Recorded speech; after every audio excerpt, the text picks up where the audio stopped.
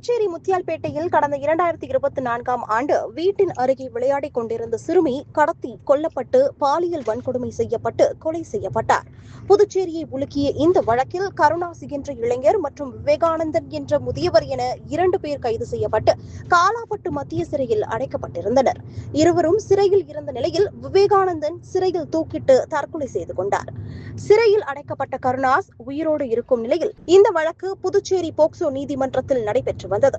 சுமார் 2 ஆண்டுகள் நடைபெற்று வந்த இந்த வழக்கின் விசாரணைகள் முடிவடைந்த நிலையில் இந்த வழக்கின் தீர்ப்பு இன்று வெளியாகும் என்று அறிவிக்கப்பட்டிருந்தது.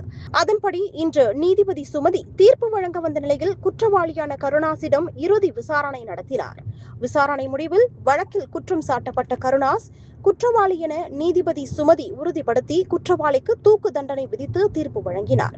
மேலும் பாதிக்கப்பட்ட சிறுமியின் குடும்பத்திற்கு 10 லட்சம் ரூபாய் இழப்பீடு வழங்கவும் உத்தரவிட்டார். புதுச்சேரியை உலுக்கிய இந்த வழக்கில் குற்றவாளிக்கு ஆதரவாக புதுச்சேரியை சேர்ந்த வழக்கறிஞர்கள் யாரும் ஆஜராகாத நிலையில் விழுப்புரம் மாவட்டத்தை சேர்ந்த வழக்கறிஞர்கள் இந்த வழக்கில் ஆஜராகினர்.